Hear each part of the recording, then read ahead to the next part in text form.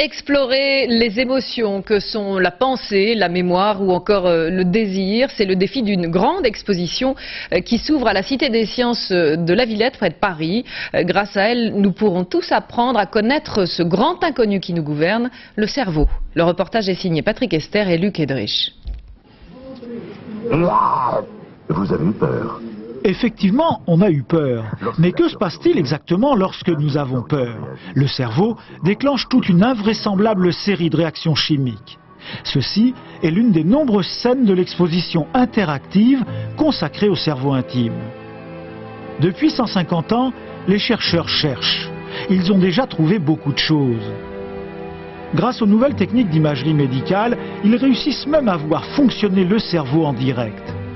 Ils savent maintenant où sont localisées les cellules mises en œuvre par la mémoire, la pensée, le calcul, l'émotion. Aujourd'hui, les scientifiques ne considèrent plus le cerveau comme un organe isolé du corps, mais replacé dans son environnement sensoriel, affectif, culturel. On a voulu montrer que le cerveau intervient dans notre vie intime. C'est-à-dire que nos sentiments, nos émotions, notre mémoire dépendent de l'activité de notre cerveau. Donc c'est évidemment fascinant de penser que cet organe qui est dans notre corps gère notre esprit.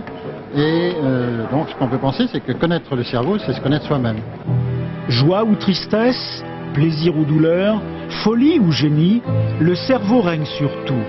À travers son parcours, le visiteur part à la recherche de sa propre intimité. Une aventure psychologique qui démarre avec l'enfance. On a voulu montrer que par les méthodes de la psychologie, surtout appliquées aux très jeunes enfants, on arrive à comprendre quel est ce qu'on appelle son état initial, c'est-à-dire qu'est-ce qu'il a dans sa tête en naissant. Et on s'aperçoit qu'il a une représentation du monde et surtout une représentation de l'autre. Il est capable de décoder des visages, il est capable de décoder la voix de sa mère. Et c'est comme ça qu'il construit progressivement son monde social autour de lui. Cette exposition aura au moins le mérite de vous faire comprendre que votre cerveau n'est jamais au repos, le mien surtout en l'occurrence.